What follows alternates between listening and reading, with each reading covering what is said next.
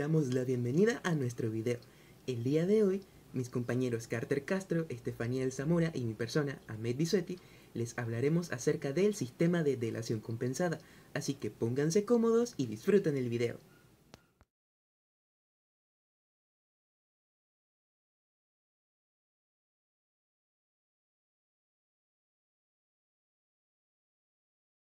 El sistema de delación compensada, también conocido como programa de clemencia, es aquel mecanismo mediante el cual las empresas que admitan ante una autoridad de competencia el formar parte de una colusión o práctica anticompetitiva pueden beneficiarse de una reducción ya sea parcial o total de la multa aplicable a dicha conducta.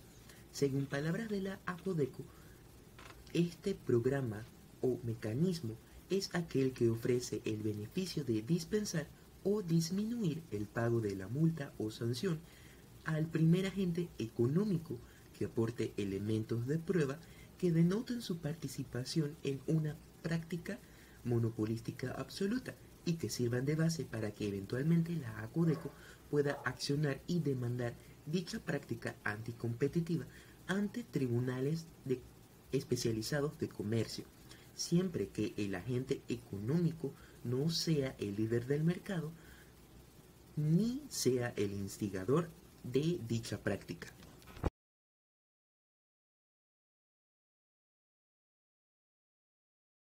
Muchas veces resulta difícil comprobar la existencia de este tipo de conductas ilícitas. En estos casos, debido a que las empresas, a sabiendas de que están incumpliendo con las leyes, destruyen o esconden toda la evidencia relacionada a dicha conducta.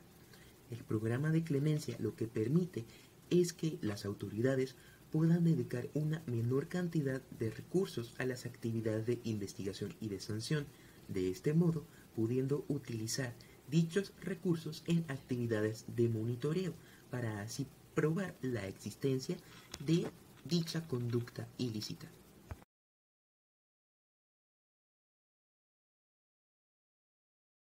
El programa de clemencia en sí lo que busca es desestabilizar el acuerdo ilícito que existe entre las empresas, creando desconfianza entre ellas, para que de esta manera dichas empresas consideren que sería mucho más beneficioso confesar su participación en dicha conducta ilícita en vez de ser sancionadas, siendo el programa más efectivo cuando solo se aplica una reducción a la multa a la primera empresa que confiese su participación en dicha práctica.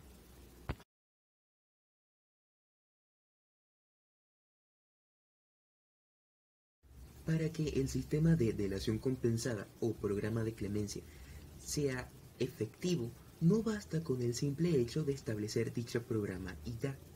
Debe cumplir con 3 condiciones mínimas para que de esta manera sea realmente efectivo. Número 1. Que se dé la existencia de altas multas, para que de esta manera las empresas se preocupen por el hecho de llegar a ser multadas. Número 2. Una alta probabilidad de que la autoridad competente, de manera independiente, pueda comprobar la existencia de la conducta ilícita y sancionar a las empresas. Y número 3, que estos programas sean transparentes y creíbles, de modo que las empresas puedan llegar a confiar en ellos y obtener los beneficios prometidos, además de que su identidad sea resguardada.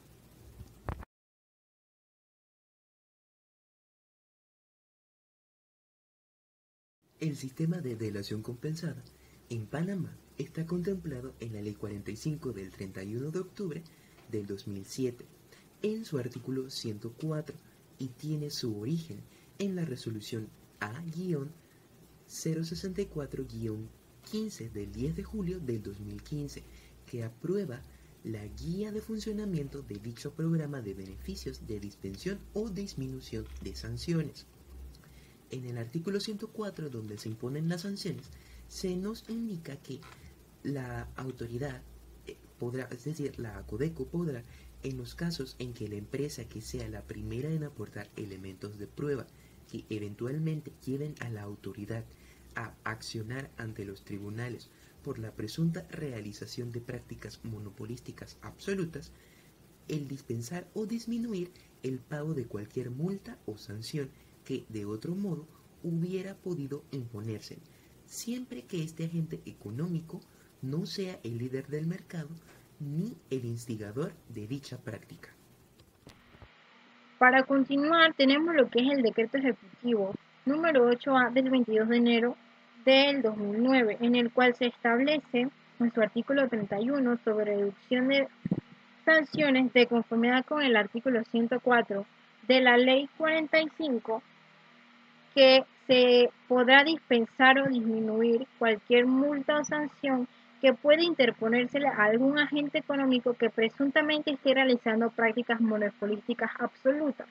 Para ello deberá apegarse una serie de actividades, como son que este agente económico sea el primero de todos los agentes económicos en presentar elementos o pruebas con la autoridad para accionar ante los tribunales. Como segundo punto, este agente económico no deberá ser ni el líder del mercado ni el instigador del mercado. Como tercer punto, este agente económico debe cooperar con la autoridad en la investigación que se esté realizando, y como último punto, este agente económico también debe realizar todas las acciones pertinentes para dejar de ser partícipe de esta práctica monopolística absoluta. También cabe destacar que la reducción de la sanción se, se realizará conforme a la cantidad de pruebas que éste haya presentado, y se mantendrá en confidencialidad el nombre de la persona que esté apoyando la investigación. Para continuar, tenemos lo que es la resolución del 10 de julio del 2015, que aprueba la guía para la dispensación o disminución de sanciones, que tiene por objeto establecer los criterios y procedimientos de Acodeco de lo contenido en la Ley 45 y en el decreto número 8 del 22 de enero del 2009, en donde se establece la posibilidad de disminuir las sanciones de multa al primer agente económico en establecer o aportar pruebas a la Acodeco sobre prácticas monopolísticas en las que haya sido partícipe. También para tener una transparencia interna y externa, y creando una certeza jurídica hacia aquellos agentes que se benefician de dicho programa, evitando de esta manera la discrecionalidad que puede ejercer por parte de Acodeco. Para continuar, tenemos que cuál es el ámbito en donde se aplicará dicha guía. El ámbito de esta ley será aplicable a toda la República de Panamá sobre aquellos agentes que tengan prácticas monopolísticas absolutas, aun cuando éstas se realicen fuera del territorio panameño o no se perfeccionen dentro de este, pero si este afecta al mismo, serán regidos bajo esto. También tenemos aquellas personas que pueden ser aplicables a este programa, las cuales pueden ser el agente económico no instigador ni líder del mercado que haya aportado pruebas fehacientes a la Acodeco para iniciar la investigación sobre aquellas prácticas absolutas monopolísticas. También puede ser cualquier persona natural o jurídica, empresa privada o pública, institucional o municipal, de fines lucrativos o sin fines de lucros, o cualquier otro título sobre que participe de manera activa sobre las prácticas monopolísticas absolutas. Como siguiente punto, tenemos que aquellos beneficios que proporciona el programa de clemencia, como lo es en primer lugar el de disminuir o dispensar el pago de la multa o sanción. En segundo lugar, tenemos lo que es garantizar la confidencialidad del agente económico y los documentos aportados. Ahora, en cuanto a lo que debemos presentar para aplicar el programa de clemencia, debe ser el documento debidamente completado. Este formulario se puede encontrar en la sede central de Acodeco, en el Departamento de Investigación, ubicado en planta alta, en Plaza Córdoba, Vista Hermosa, o a través del sitio web de Acodeco. También se deben presentar los elementos suficientes para que Codeco pueda accionar ante los tribunales especializados en materia de libre competencia.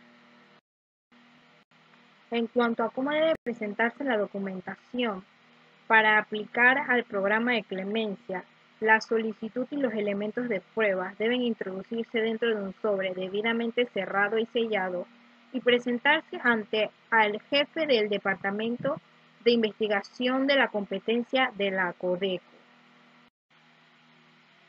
En cuanto al periodo en el que debe ser notificado el solicitante o el representante legal, este periodo no debe ser mayor al de 15 días, mediante resolución debidamente motivada y firmada por el administrador de la Codeco, en donde indica si el solicitante ha sido admitido o ha sido rechazado para el programa. Como siguiente punto tenemos lo que es el porcentaje de reducción de la sanción, en el cual si el solicitante ha cumplido con los requisitos legales, pero las pruebas requieren de una actuación adicional por parte de la Codeco para recabar o perfeccionar las pruebas utilizadas, podrá gozar de una reducción de hasta el 50% de la multa o la sanción que le ha podido ser impuesta. Muchas gracias a Estefanía y a Ahmed por su intervención. Ahora vamos a ver qué sucede si el solicitante o representante legal no es admitido al programa de clemencia. En este caso, la Codeco se compromete a la evolución de los documentos proporcionados por el solicitante o su representante legal si su solicitud ha sido rechazada. Además de esto, no iniciará investigaciones cuyo fundamento sea la documentación aportada por el solicitante o su representante legal para la aplicación del programa, a menos que Acodeco hubiera obtenido documentación en forma distinta a la que se refiere la guía de beneficios de dispensación de la disminución de sanciones. Además de eso, veamos qué sucede en otras legislaciones. En el derecho comparado, los antecedentes sobre estos programas de inmunidad o delación compensada, como también se conocen, los encontramos en Estados Unidos, que fue aproximadamente a finales de la década de los 70, específicamente en 1978, permitiendo a las empresas que se coludían confesar su participación en dichos acuerdos. Luego, no fue hasta 1993 cuando esta normativa fue modificada sustancialmente, donde se entrega inmunidad automática a las empresas que informen la existencia de un cártel, entregando pruebas antes que las autoridades hayan iniciado una investigación. Para que opere dicha inmunidad, se debe estar ante el cumplimiento de requisitos básicos, como son, el primero es que la empresa sea la primera en delatar al cartel. Además de eso, que haya abonado el acuerdo colusivo. Además de eso, como tercer punto, tenemos que no haya sido el líder del cártel y que restituya los daños causados a los afectados. Para las empresas que entreguen antecedentes y denuncien a un cártel una vez se haya iniciado la investigación, también existe la posibilidad de obtener inmunidad, pero es una atribución discrecional de las autoridades de libre competencia. A comienzos de los años 90, también Canadá legislaría en esta materia, permitiendo a las firmas que han formado parte de un cartel acogerse a una amnistía. En el año 2000 se modificó la ley y se estableció un programa nuevo llamado Canada Immunity Program. La amnistía para delatores del cartel ha demostrado ser un instrumento efectivo en la lucha contra la corrupción entre empresas a nivel internacional. Según muestra la evidencia, la tasa de detección de carteles en Estados Unidos se ha incrementado notablemente luego de la puesta en marcha de los programas de delación compensada. En cuanto a la Unión Europea, les puedo decir que fue en 1996 cuando se implementó el primer programa de clemencia, obteniendo un avance importante en la lucha contra carteles, y así lo acreditan las cifras. Posteriormente, en el año 2002, se reforma la política de clemencia en la Unión Europea. Esto con el objetivo de que resulte más eficaz y atractiva a la forma de incitar a las empresas en que den el primer paso. Las nuevas normas facilitan la obtención de plena inmunidad e incrementan su grado de certidumbre en cuanto a que no serán multadas y respecto de cuál será el nivel de reducción que tendrán en derecho.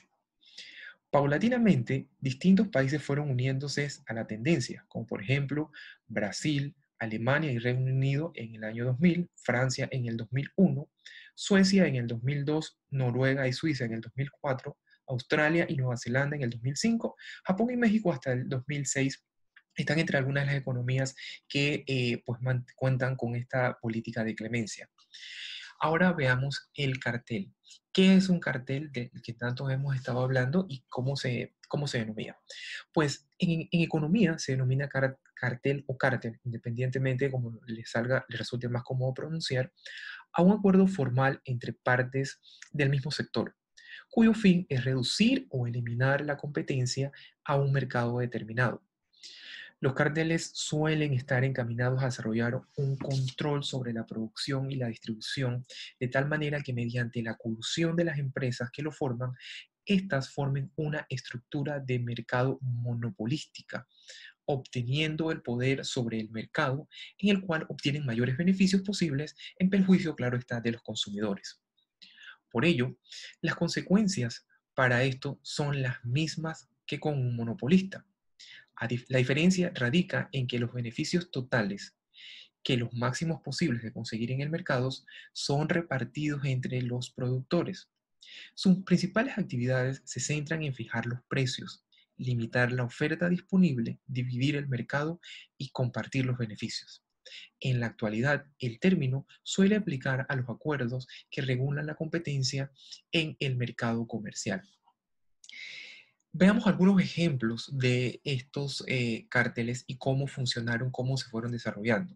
El primer ejemplo del que les quiero hablar es el cartel de electrodos de grafito. Primero vamos a ver qué son estos electrodos. Pues es importante saber que los electrodos son de grafito, son un insumo empleado para la producción de acero, principalmente en los procesos de reciclaje de material de desecho. El volumen de este material se calcula que alcanzaba para el año de 1998 alrededor de 420 millones de euros solamente en Europa y más de 1.200 millones de dólares en Estados Unidos. El cártel estaba compuesto por 8 firmas con base en Alemania, Estados Unidos y Japón, cuya operación se extendió entre los años 1992 y 1996. La función del cártel básicamente consistía en acordar precios de venta y reparto de mercado, además de eliminar descuentos y acordar restricciones en la capacidad de producción de los miembros. Esta acción permitió que el precio de este producto se incrementara en un 60% promedio en la mayoría de los mercados. Las investigaciones que se abrieron tanto en Estados Unidos como en la Unión Europea llevaron a ambas jurisdicciones a condenar en el año 2001 a las firmas participantes en el cártel. En Europa, el total de sanciones alcanzó los 218 millones de euros, mientras que en Estados Unidos el monto llegó a 410 millones de dólares, más el encarcelamiento de 2 ejecutivos. En Asia, la firma Showa Denko de Japón logró la más alta reducción de la sanción, que fue alrededor de un 70%, ya que fue la primera en colaborar con la investigación y proporcionó evidencia que fue decisiva para probar la existencia del cártel. La compañía UCAR en Estados Unidos recibió la segunda mayor rebaja, que fue del 40%, por colaborar posteriormente. Las firmas japonesas Tokai, SET y Nippon obtuvieron una reducción del 10% por el solo hecho de aceptar la acusación. En los Estados Unidos, la primera firma en cooperar, que fue Carbide Graphite, fue completamente exenta de sanción, ya que cumplía totalmente con los requerimientos exigidos por la ley sobre la delación compensada. Las firmas que actuaron posteriormente, Showa Denko y UCAR, fueron recibiendo reducciones menores según el orden de llegada en que prestaron la colaboración. Otro cartel que podemos mencionar es el cartel de las vitaminas. Este cártel internacional abarcaba una amplia gama de vitaminas y ha sido el de mayor envergadura que ha sido descubierto y sancionado a las fechas. Las variedades incluidas eran las vitaminas A, E, B1, B2, B5, B6, B, C, D3, H, beta-caroteno y carotenoides. Estos compuestos, como podrán imaginarse, son considerados esenciales para la nutrición y son adicionados a una gran gama de productos alimenticios de consumo masivo, así como a productos farmacéuticos. Esta organización multicartel, en este caso, y que estaba compuesta por 13 compañías, operó por casi 10 años, fijando precios y asignando cuotas de mercado. Para lograr mayor efectividad de sus objetivos, una gran cantidad de recursos fueron dispuestos por las firmas para vigilar el cumplimiento de los acuerdos y a su vez se establecieron mecanismos para que las empresas que se desviaran compensaran al resto de los miembros del cártel. En Estados Unidos, la investigación condujo a la sanción de las firmas participantes del cártel. La primera en firmar la colaboración fue Ron Pollens, que quedó exenta de sanciones completamente. Las multas aplicadas en total en Estados Unidos fueron más de $1.000 millones, donde Hoffman, LaRouche y Bass tuvieron las mayores sanciones con 500 millones y 250 millones respectivamente. Dentro de Europa, las multas alcanzaron la cifra récord de 855.5 millones de euros. Ruud Polenak también fue beneficiada con total amnistía debido a que entregó información considerada decisiva a la comisión, lo que le permitió a esta última comenzar el proceso contra el cartel en Europa. Al igual que en Estados Unidos, las firmas con más altas sanciones fueron Hoffman, LaRouche y BAF, con 462 y 296 millones de euros respectivamente. Esta alta sanción se explica porque estas firmas eran las que poseían una mayor participación del mercado en el negocio de las vitaminas y por lo tanto eran las mayores beneficiarias de la existencia del cártel. De hecho, ambas jugaron el rol de líder y promotores de la organización en la mayoría de los submercados. Este agravante le significó un sobrecargo en las sanciones de entre un 50 y un 30% respectivamente. Además, aquí debo destacar que ambas firmas proveyeron la información relevante sobre la operación del cártel a la comisión poco después de empezar las investigaciones, aproximadamente 2 meses después. Sin embargo, por haber jugado un rol de liderazgo dentro de la organización, no pudieron obtener los beneficios de la reducción de sanciones contemplados en la ley. De otra forma, podrían haber obtenido al menos 50% de la reducción de las multas. El resto de las firmas obtuvieron una reducción de aproximadamente de entre el 30 y el 10% de la reducción. Bien, ahora veamos cuáles son los beneficios y qué pasa con los carteles en este caso. Los beneficios de la implantación de la delación compensada actúan especialmente en contra de los carteles formados por empresas. El primero es la deshabilitación, obviamente, de los carteles existentes. Además de eso, está la que busca la disuasión de la formación de nuevos carteles y además reduce los costos del proceso persecutorio. Gracias a tales beneficios, las empresas se inhiben ante la colusión, pues es poco probable que las empresas estén dispuestas a entrar a tales carteles donde quedan al descubierto y además se arriesgan a algún tipo de sanción. Así lo demuestra la evidencia donde los programas de amnistía han sido altamente efectivos en dejar al descubierto cárteles que operaban por años y sobre los cuales no había indicios de su existencia. Hasta aquí, compañeros, muchísimas gracias por su atención.